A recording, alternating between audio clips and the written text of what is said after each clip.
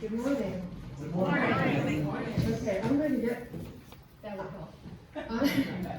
I'm going to get the microphone right this time, and y'all give me a high sign, Larry, if I'm not doing it wrong.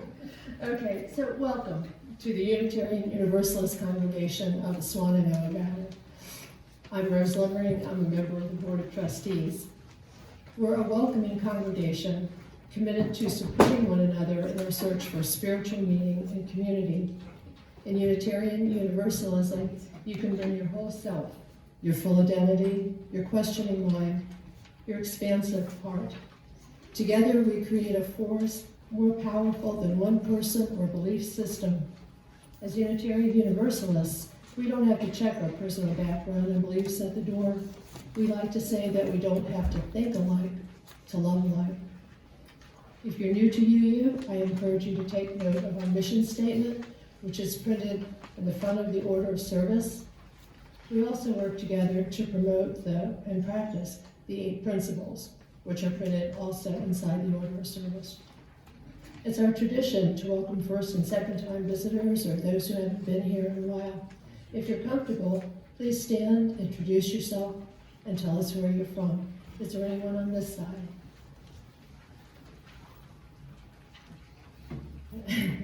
I thought you were switching. Since I'm standing, I'll say good morning. Good morning. I'm Jason Christopher. I come from the Westlands of Oregon.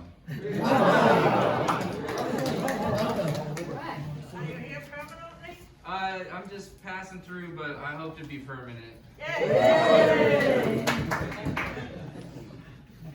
Anyone else? Yes. This is Kelly and Miette Buchanan. We're visiting from Orlando. Welcome. We're also members of a Unitarian church, which is in the UCF area, University of Central Florida. Been members for about 15 years. We're also passing through and may be permanent.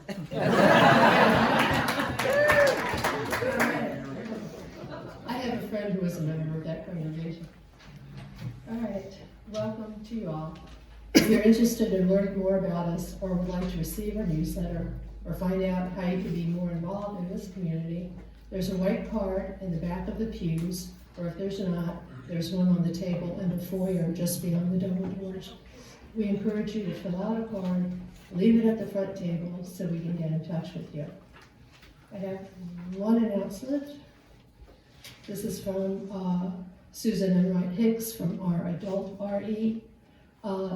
The first meeting to discuss Michael Sanders' justice, what's the right thing to do, will be Monday, the 24th, tomorrow, from 6 to 7:30 in the small meeting room off of Evelyn's room in the back here. Anyone who'd like to join the group at that time can. Please come prepared to contribute to the discussion by watching Justice, What's the Right Thing to Do? Episode 1 of the Moral Side of Murder video on YouTube. Or reading chapter 1 of Sandel's book by the same name. Light refreshments will be provided. And there's a flyer in the portico with a link to the video. The flyer is just on the other side of that wall where the stand with the cookies are.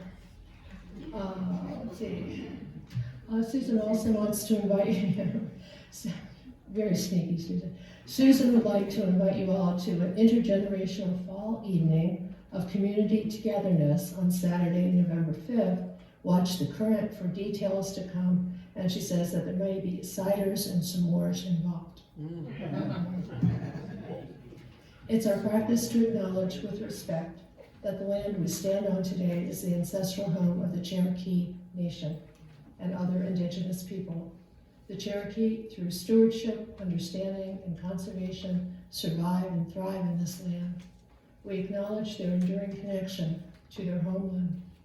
One other announcement, just a reminder that Joys and Concerns portion of our service, we want to hear from everyone, but we ask that you please keep in mind that we need to be a little bit brief because we want to keep the service moving.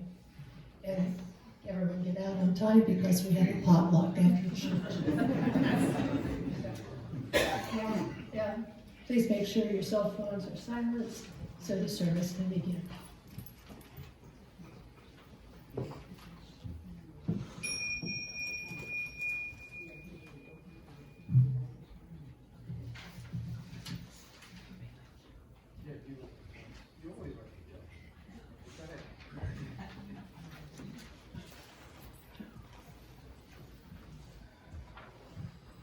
Hey there, I'm Bill Altwork, and like our visiting guests, I too am passing through. I've been passing through for 75 years now, so I feel comfortable. And here's our opening words from someone whom I don't know, Catherine McTeague. We come together this morning to remind one another to rest for a moment on the forming edge of our lives, to resist the headlong tumble into the next moment, until we claim for ourselves awareness and gratitude, taking the time to look into one another's faces and see the communion, the reflection of our own eyes. I like that. The house of laughter and silence, memory and hope is hallowed by our presence here together. Thanks, Bill. Good morning, everybody. Good morning. Keep Ray in your thoughts and prayers. He had a terrible cold. He was supposed to do opening and closing words. Bill stepped in, and we're grateful. But, it's not COVID. We live in a time when you always got to say that.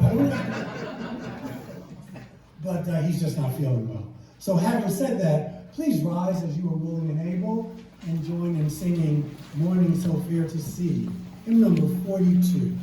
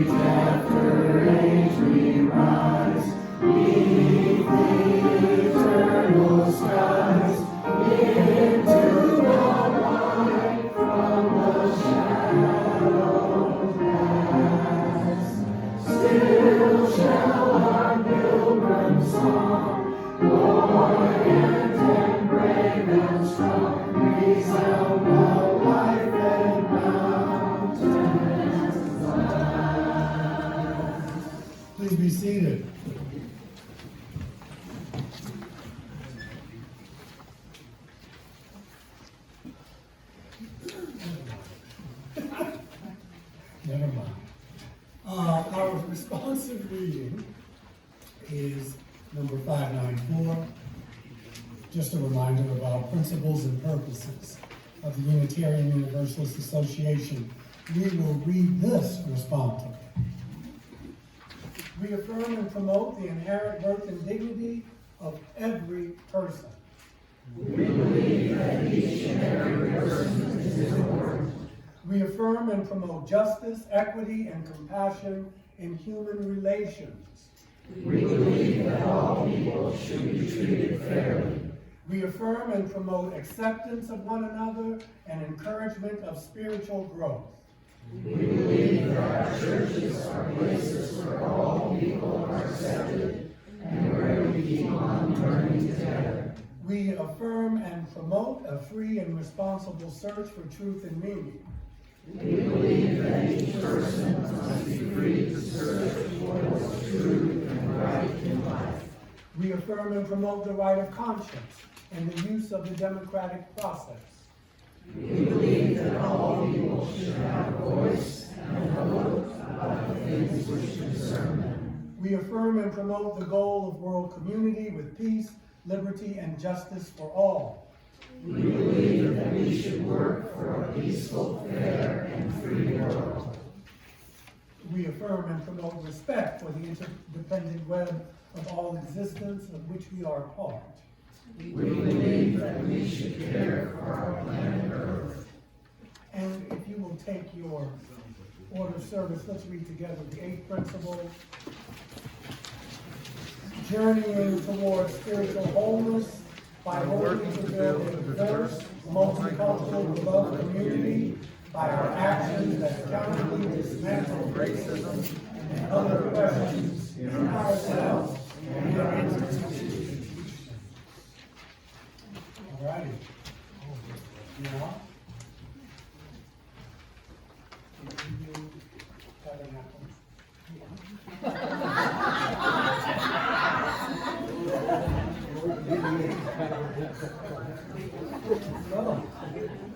let's do it.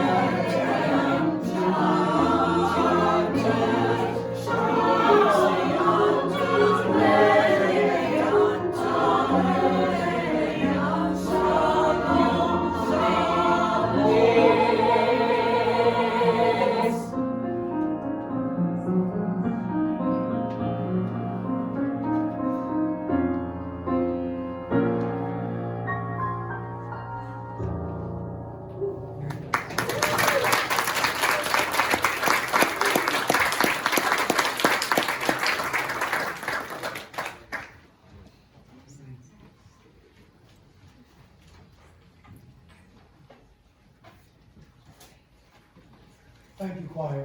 This is the time in the service when we invite you to come and share a joy, a concern, a sorrow. Diane Graham will light the fire for you, unless you want to light your own fire.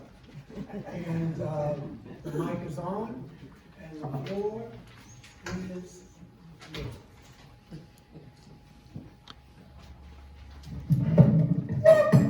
I will be brief. The trip to Washington with the Afghani refugees was wonderful. All 7 of them attended the hearing with the State Department briefly, and the father was questioned for 3 hours. And they expect a ruling in the next month or 2. We had a wonderful time, and it was a wonderful experience.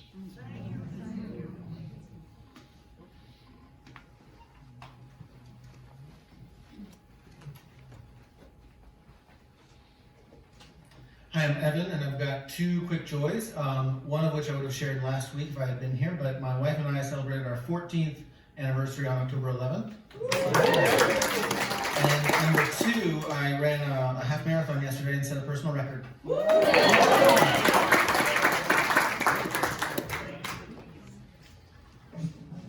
Good morning, I'm Susan Hurley, and as most of you know, I guess, Gary and I have had a foster child in our home for several months, and she has some physical and psychiatric disabilities. She is a wonderful, wonderful 14-year-old. However, she has found out this week that she cannot return to her family of, well, they're not related, but they're her family.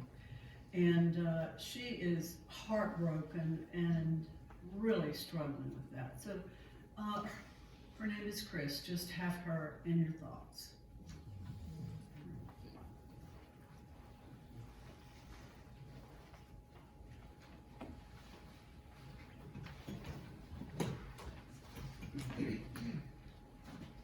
My name is Jim, and Evan, I ran a half marathon yesterday just raking leaves around here. But I have a great joy, and that is this afternoon we get to celebrate a sibling's birthday at Finley's adoptive family. And from there, we go over to Jace's adoptive family where we celebrate another sibling's birthday. And finally, on Friday, we get Gaddafi back for 3 days. That's another foster child. So this is foster week.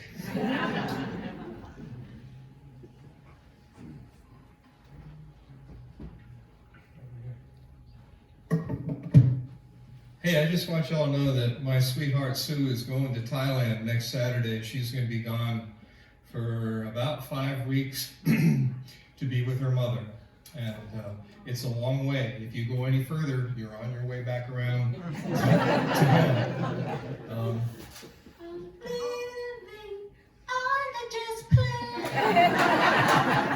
Ain't no sunshine when she's gone. I'll do my best to carry on. Oh, baby, I had to go.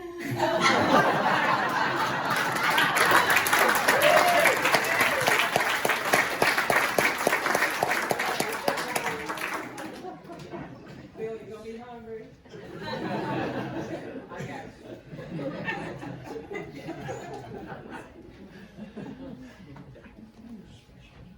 So, travel safe. Okay, for those of you who, for whatever reason, did not feel the need to come up, know that we keep you in our prayers and in our hearts and in our thoughts, and we got you.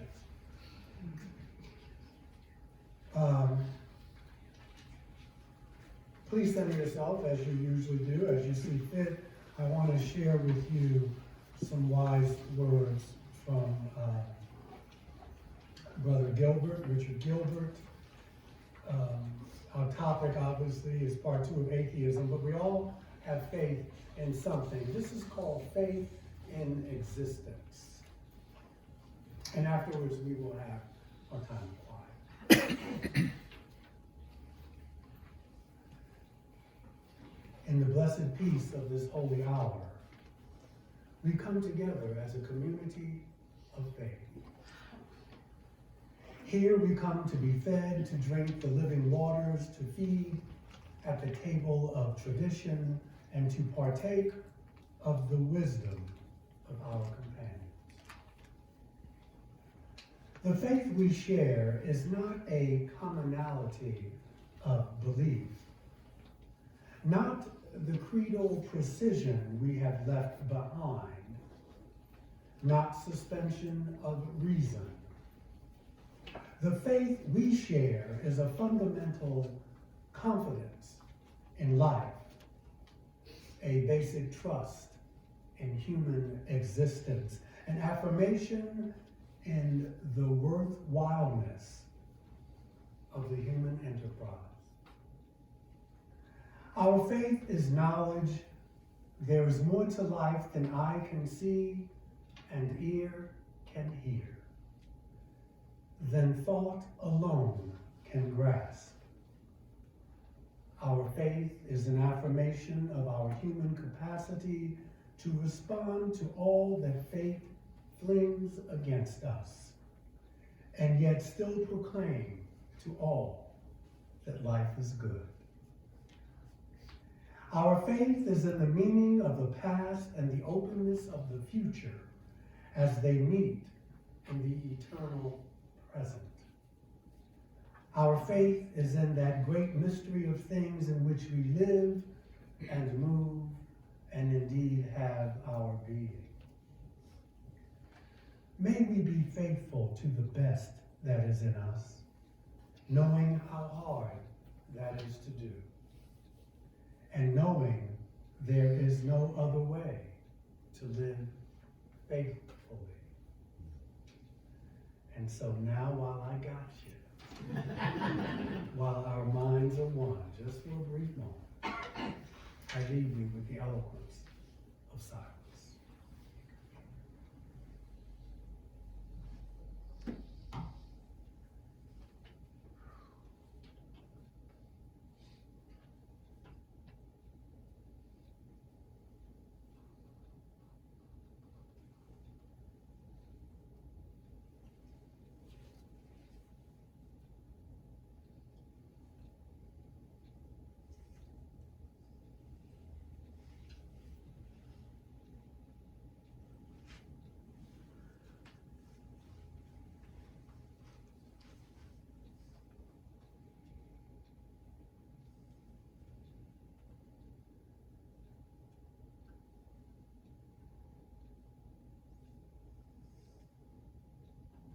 And so it is.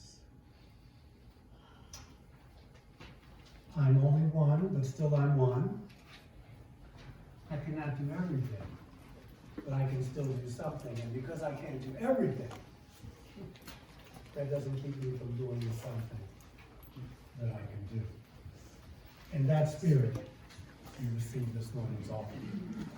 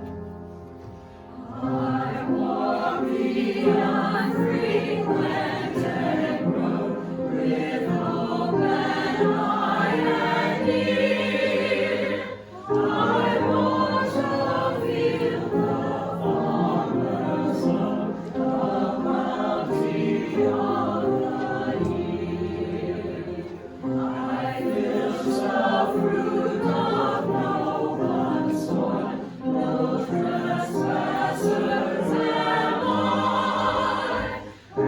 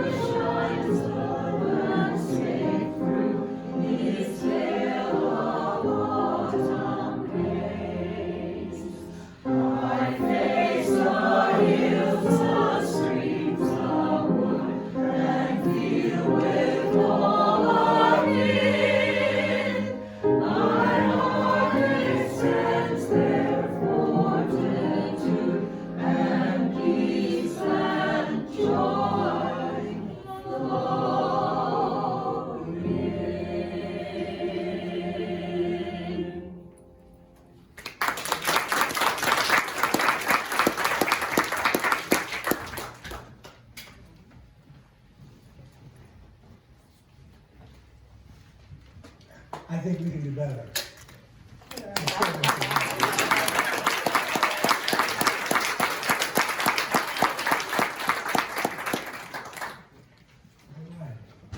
Now we can do better because we want to eat. I want to eat too. Yes. The 2 other Baptists. I forgot the money. That's very great. Thank you. And thank you. Forgot all that. Okay. Last week we talked about the spirituality of the atheist, realizing that some brothers and sisters who identify as such, maybe spirituality was not the word for them, but you put whatever word you want there. Today, I want to step it up and move the needle a bit. Lately, I have been thinking whether or not UUism is a religion. And so the ideas I'm going to express obviously are my own. You may or may not agree. And I'm not going to try to convince you one way or the other, because in the end, it may not really matter anyway. But my question was always, how can a religion appeal to an atheist or a humanist or an agnostic? And this is not a critique so much as an observation. It's like Buddhism. One of the most famous atheists on the planet is the Dalai Lama. And we love him. And because of his personality, his wisdom, his many lifetimes, he grew to be the Dalai Lama. But I've come to the conclusion that it is both a blessing and a curse for Unitarian Universalists. And by that I mean that we don't have the elevator speech.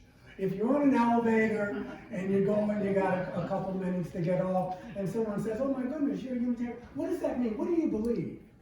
There could be a skeleton there before you got it out. It could be a cadaver.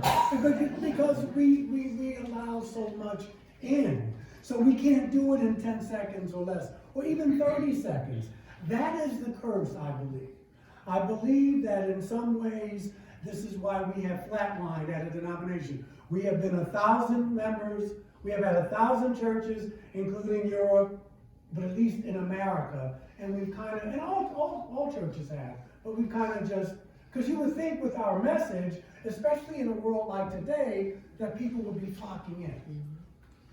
And that's another sermon for another time. But the blessing, on the other hand, at least to my mind, is that in a world that is slowly, or maybe not so slowly, destroying itself, with religion being part of that self-destruction, as Unitarian Universalists, our secular stance and acceptance with regards to having people in our congregations and our denominations who do not believe in a God, who are non-theistic, may be the wave of the future, which we touched on, right? In a world that appears to be becoming less religious. Now, I shared with you, for those of you who weren't here last week, wonderful article, some Pew studies saying that 2070, I think it's sooner. I think when people put these studies out, they don't want you to panic. Like we know America's getting browner, and people say, "Oh, that's in 2050. No, it's happening now. But you don't want folk to go crazy, even though some are, so you push it up a bit. But by 2070, according to this article, our country will be mostly either atheistic or non-believers. And it's interesting because how will that affect the politics? If, of course, we're still around. So, my point being that this is a plus for us. In other words, the many people who are turning to religion in times of uncertainty, like now, well, just as many of them are saying, "I'm done. This is a hot mess."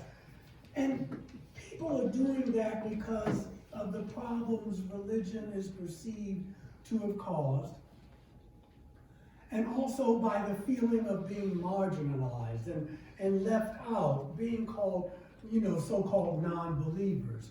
And many of folk turn to Unitarian Universalism as a kind of refuge, if you will. So, a little history. In 1933, Unitarian Universalist clergy came together and signed a document called the Humanist Manifesto. And it was signed by a good number of UU clergy, stating that we would draw on humanist teachings which counsel us to heed the guidance of reason and the results of science, and to warn us against the idolatries of the mind and spirit. This statement is our sixth purpose. You know, we talk a lot about our principles, but we do have purposes as well. This is our sixth purpose, and it sets us apart from traditional religious neighbors. The Dalai Lama has, not just the Dalai Lama, but the Dalai Lama has long talked about the need for what he terms a secular ethics. Now that's different from what we're used to hearing about in the States, but he's striving for a need for a secular ethics that coexists along with religion in our world today. He says that as a monk, he sees no contradiction in this stance. He says that his faith enjoins him to strive for the welfare and benefit of all sentient beings, reaching beyond his tradition of Buddhism, and to reach out to those of other faiths and to people who have no faith at all. Well, this is what we try to do as Unitarian Universalists. And in his book, it's good to reread it. I went back and did some rereading for this today. In his book, Beyond Religion, he says, I am confident that it is both possible and worthwhile to accept a new secular approach to a universal ethics. Now, folks down the street don't like to hear that because it speaks of one world religion. This is one world government, if you will. This is what John the Revelator allegedly saw on the island of Patmos. And so obviously Christianity is not unique, nor is any other religion, if this happens. And a lot of our evangelical brothers and sisters are afraid of, then what's so unique if everybody's doing this? What about us? He says, the Dalai Lama, that my confidence comes from my conviction that all human beings are basically inclined or disposed toward the good. So again, no Calvinistic kind of thing going on here. In view of this, he says, I am of the firm opinion that we have within our grasp a way and means to ground inner values without contradicting religion, yet without depending on any religion. So although all, end quote, although all religions have an ethical component, he's saying we need a secular ethics that would work for all people, religious or not. And this is what I think Unitarian Universalism strives to do, with our flaws as well. His Holiness reminds us that in the long-standing Indian tradition, secular ethics involves having a healthy respect for all religious traditions and for those of no faith. But in our culture, secular is against and opposed to religion. Secular ethics as an approach to peace of mind is what he's talking about, and something that may be somewhat appropriate, not for everybody, but for many of the 9 billion beings on the planet. This is what we attempt to promote by embracing atheism and humanism. And it makes it less easier, however, to refer to UUism as a religion, I believe, as opposed to a philosophy. I was talking to Brother Conklin, who brings up the point that we don't have a common theology, but in order to have a religion, you have to have a theology. Again, it's not a critique, it's just something, you want to know what clubs you join. You know, you want to know.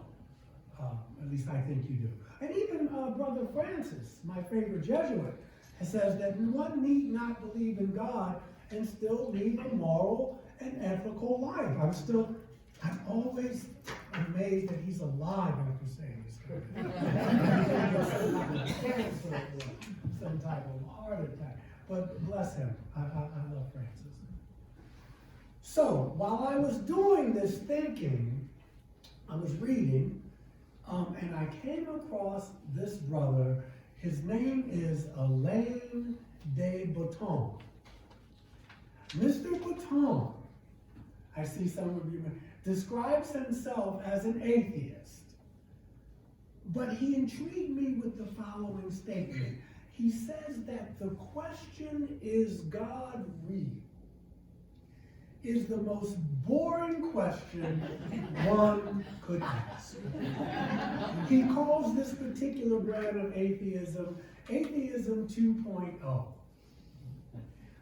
Mr. Botton is an author, a philosopher, and the founder of a school in London called the School of Life. It's the School of Life Institute, and it's devoted to developing emotional intelligence through the help of culture. Oh, we got you now. Isn't that beautiful? And so he's the author of several best-selling books. I can't buy all these books, but including How Proust Can Change Your Life, Religion for Atheists, A Non-Believer's Guide to the Uses of Religion. He's made a career of concretizing huge ideas for general audiences. Okay, so his books and lectures are broad in scope, but when you read them, I read some stuff on the internet, but he always comes back to this question: how do we live well? That is the basic philosophical question. I don't care what you believe in. So, his views on religion, I find compelling. As an atheist, he isn't interested in destroying religion so much as he's about understanding it. He acknowledges that there are things religions do uniquely well, and his goal is to discover ways to replicate those benefits in a secular society. He talks about his work at the School of Life in London, and he's catching hell on a lot of fronts from religious folk and atheists who thinks he's a traitor. Religious folk think he's irreverent. He criticizes his fellow atheists because he says they fail, in his opinion, they fail to ask the right questions about the religions that they're refuting. He says that the most boring question we can ask of any religion is whether it's true or not. Because for him and for many other people, the issue of religion actually goes way beyond belief in the supernatural, and yet a lot of the debate around religion started with Brother Christopher Hitchens and Brother Dawkins refusing to ask any other questions besides, does God exist or not? Do angels exist or not? Is it stupid to believe in angels? De Botton says that while he understands that kind of questioning and emotional resonance, he says the real issue is, why do people get drawn to religion? Why did we invent religion? What need does religion serve? And also, what are the aspects around religious life that nevertheless have great validity and resonance for people outside of faith today? See, I find that refreshing. And so it turns the volume way down on the us versus them, theist versus non-theist debate. He goes on to say, when asked what he thought religion did best, he says they're not just claims about the supernatural, they are also, and he uses this word, machines for living. They aim to guide you from birth to death, to teach you a whole range of how to create community, for instance, to create codes of behavior, to generate aesthetic experiences. And I think this is all incredibly important, because what he's saying is that the religions, even though he's not a religious person, they're trying to locate the tenets of a good life. What does it mean to live a good life? A wise life, right? A kinder life. They are interrogating, talking about religion, the greatest things. He says, I'm attracted to the aspects of religion that know that to be human is difficult. And that we are going to need a lot of assistance, a lot of guidance. And what religious life is trying to do is to provide tools for us to be the best version of ourselves. So you don't have to agree with the tools, you can use other tools. But I find this a mature way of looking so that we can coexist. So he says, I disagree with almost every vision of what the best self is according to religion. But he says, I admire the ambition and the structure that religions place upon this ambition. And so he calls his atheism 2.0. And he said that he's talked, when they were alive, he talked to Richard Dawkins and Christopher Hitchens personally. And so he says, I'm interested in the kind of atheism that starts with God doesn't exist, right? It's like that's the point of departure. Like me, I say, because our government talks about it, I knew way ahead of time. I don't even entertain questions about are we alone in the universe. I start from that premise because everything is pointing there. Well, he's saying the same thing about his view of atheism. We're beyond that. God does not exist. You don't have to agree with it, but that's the point of departure. So he says, let's move the conversation forward and look at questions like, what can religion teach us? What does it provoke in us today? This is an atheism that knows how to engage with some of the ambitions of religion, but leaving the supernatural out of it. He says, I don't believe you can go to church if you don't believe in it. You can't fake that. Yet he's interested in looking at the ways religion goes about things to get us thinking how we can join together. Because let's remember, when religion started to decline in the 19th century in Western Europe, there was a lot of thinking about what are we going to do? How are we going to fill this God gap? How are we going to fill this hole here, this God-shaped hole? And the great minds were talking about it. And so the case was you have to look at the libraries, right?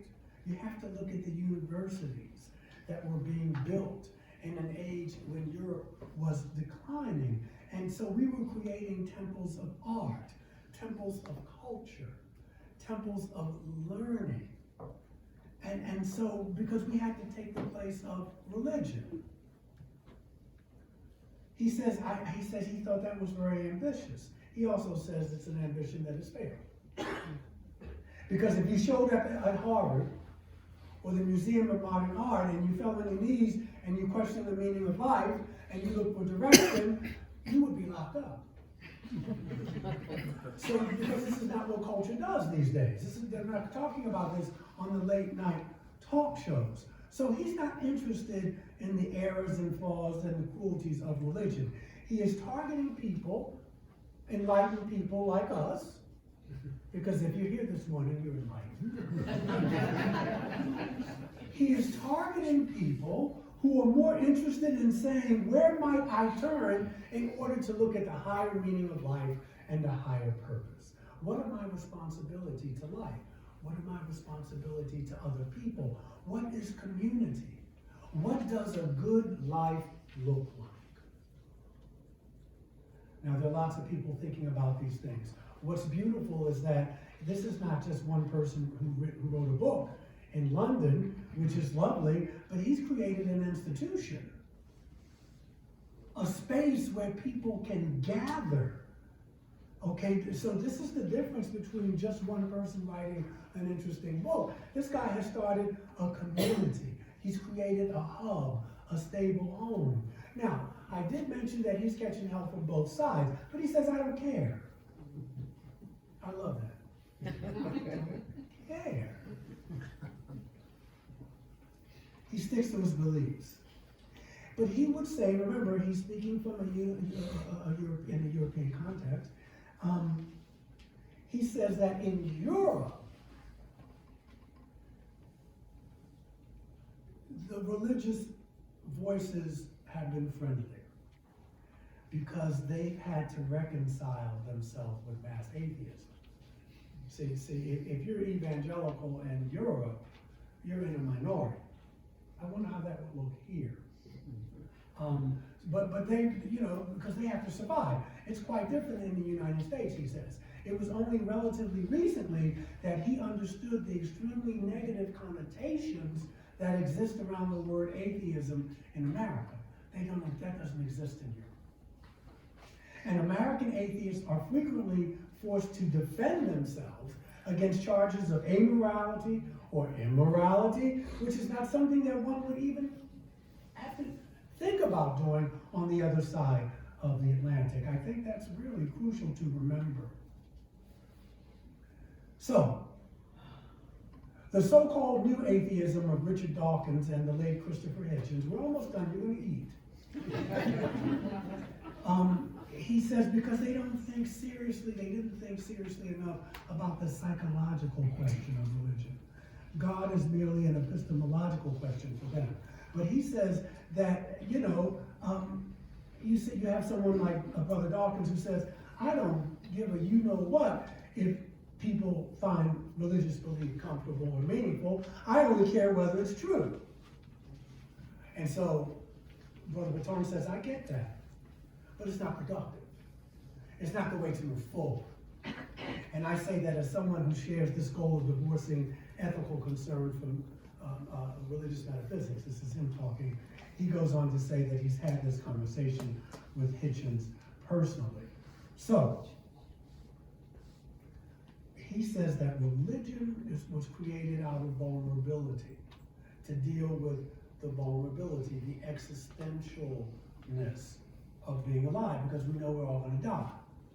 You can't get out of the world alive. So, let's hold hands and sing some songs together, right? I mean, just knowing that, we should go over to the bar after church.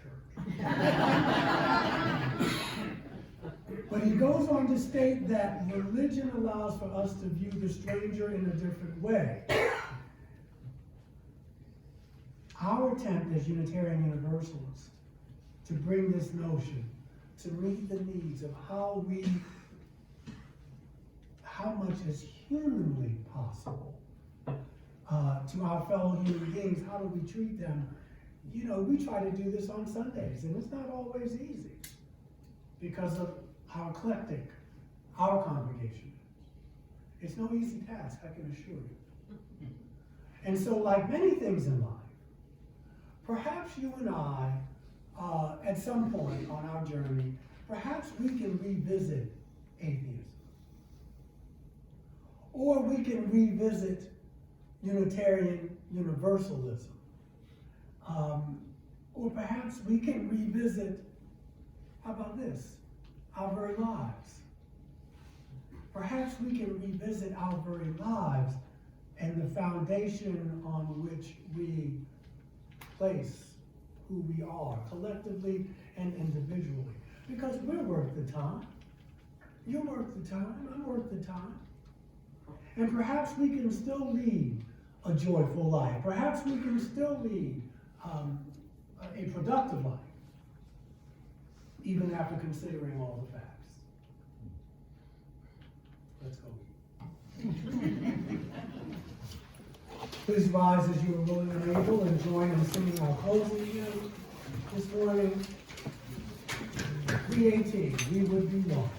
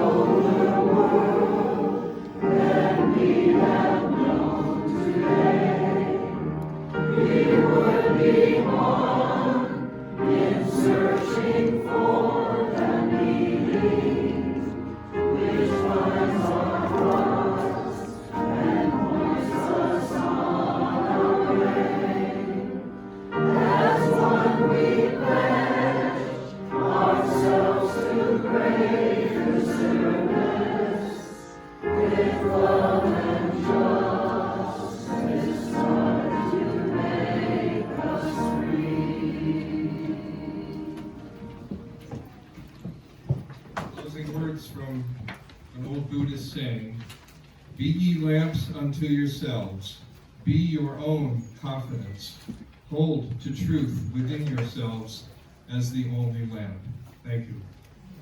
So can we give Sue and Linda and Bill and the choir a hand?